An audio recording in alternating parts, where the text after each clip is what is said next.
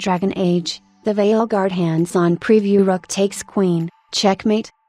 Spent style equals font weight, 400, greater than. BioWare and Electronic Arts recently invited a select number of media and influencers, included, to their Western California campus to get some of the first hands-on with their long-awaited sequel to the Dragon Age franchise. It's been a long time coming and a series of iterations to get to where we are now, and with the release only a handful of weeks away, gamers will finally have the opportunity to take up the mantle of the Veilguard. Spent style equals font weight, 400, greater than, built upon the narrative started nearly 2 decades ago and touched on as recently as Dragon Age, Inquisition's DLC, Dragon Age. The Veilguard starts with a demon attack upon Tivender and the swift introduction to the player's chosen Rook, and only a small selection of the Veil Jumpers that will form the basis for the player's faction of interlopers this time around, the Veil Jumpers. Varrock and Bianca also make their presence known early on, but this time around, the plucky thief is more content with Taki in a more passive role along this adventure. Spent style equals font weight, 400. Greater than. This opening act was the very same that's been present from the very first gameplay footage shown to the world of Dragon Age, the Veilguard. From character creation up through that fateful encounter with Solas, which for many players may indeed be the first time that they've met face to face if coming in having skipped Dragon Age, Inquisition, I got to see firsthand the carnage that attempting to tear open the veil might cause despite some good intentions behind the act. Spent style equals font weight, 400, greater than. BioWare has invested a great amount of time into the character creation suite of Dragon Age, the Veilguard. The keep has sadly been left behind in an earlier console generation and, with it, a way to carry forward the status of Thetis and choices made prior.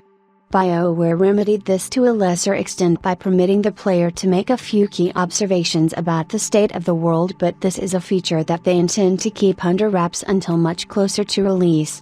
For the player's own iteration of the Rook, players can change everything from the body type and pronouns down to freckles and hair growth. A player could easily spend a solid hour trying to come up with the perfect character, only to change their minds midway through the adventure. To remedy this, there is a magic mirror inside the main base of operations that serves as esthetician and barber all in one. Spent style equals font weight, 400, greater than. Throughout the roughly 6 hours of playable gameplay to Dragon Age, the Veilguard, we had to jump about within the narrative to experience a variety of the story without taking part in one solid block of time. Following the initial reveal of Solas and his end goals, the story then jumps forward to a bit of time later on in the first act, as players have already formed up a minor resistance band known as the Veil Jumpers. This dysfunctional troupe of heroes and anti-heroes are united together to follow a path first laid out by the Dreadwolf and Elven God himself. Spent style equals font weight, 400, greater than. In these early formative quests of Dragon Age, the Veilguard, a majority of the cast has already been assembled for those common goals. Progressing the narrative will not always be a straight line. Side quests routinely break up the pacing of the story without feeling rushed to save the world, even if there should be a proper sense of urgency in the Battle of Gods. Many of these side quests were locked out from accessing during the preview, as EA instead wished for players to continue on a familiar path across all early players. There is a fair bit of exploration available to the player in the Crossroads, another familiar locale for Dragon Age veterans, but the kiddie rails were left on to prevent any one of us from delving into uncharted spoiler territory. Spent style equals font weight, 400, greater than. The primary choice offered to me was in regards to bringing the Veil Jumpers to one of 2 catastrophic events to protect and resolve. For me, the obvious choice was to track down a Blood Mage and put them down. From taking a moment to peek at the neighbors around me during the preview session, this appeared to be the less popular option. While I was a veritable powerhouse with a 2-handed hammer for much of the quest, facing the mage while she was bathing in an infinite pool of blood slowed down to a halt.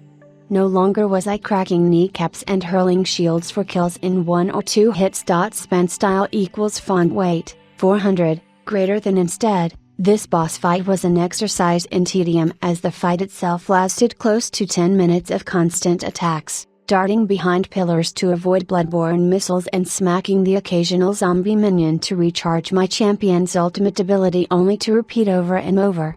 Presumably, there was some key conversation or dropped lore entry that might have yielded a weakness I could have exploited early on in the fight, but I was unsuccessful in locating it during my demo session. Any fears that Dragon Age, the Veilguard may be watered down in its combat were quickly washed away as I settled into the roles of mage and later warrior. Each class offered at least 2 different distinct playstyles depending on the primary and secondary weapons, along with a relatively small list of equipable actions that almost all ran either on some sort of timer or required some energy to charge up in the case of Rook's ultimate attacks.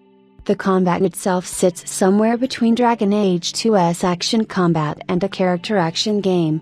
Dodges and evasive maneuvers are critical in combat with only a few healing options available to the character. Players can bring 3 health potions at a time into battle, although I did find a piece of gear later on that would expand that with an additional potion slot, and only a very few actual healing spells across all of the various classes and specializations. Assuming direct control of the Rook's party members is a thing of the past in Dragon Age, the Veilguard with the crew actually playing relatively smart and synergizing automatically with the player's given playstyle with their own abilities. There is still a pause menu where players can issue specific commands and utilize combo attacks under the right conditions, but players will spend most of the time in combat assuming control of Rook to cast, and roll their way through hordes of enemies. It's a change that will take some getting used to, but I've rather enjoyed the evolution to role-playing combat that BioWare has devised in Dragon Age, the Veilguard. Spent style equals font weight, 400, greater than in the years since Dragon Age, Inquisition graced our Xbox Ones and PlayStation 4s, BioWare has become master craftspeople with their facial capture technology. Far more impressive than the exotic landscapes and gruesome evil monsters are the fine touches they've put into every little thing for the Rook and their various party members, from gentle smirks to glorious shouts. This is one title I'll have to look forward to playing. On PC or the newly announced PlayStation 5 Pro at the very least. Spent style equals font weight, 400. Greater than. It's rather fitting that players will have had to wait roughly the same amount of time since Dragon Age 4's initial reveal between the canon events of Dragon Age, Inquisition, Trespasser leading Dragon Age, the Veilguard, but that wait will be over soon. Dragon Age, the Veilguard will be available across PlayStation 5, Xbox Series S Vertical Bar X, and PC on October 31, 2024. PC players with an active EA Play Pro subscription will also be able to journey through the ATIS the very same day.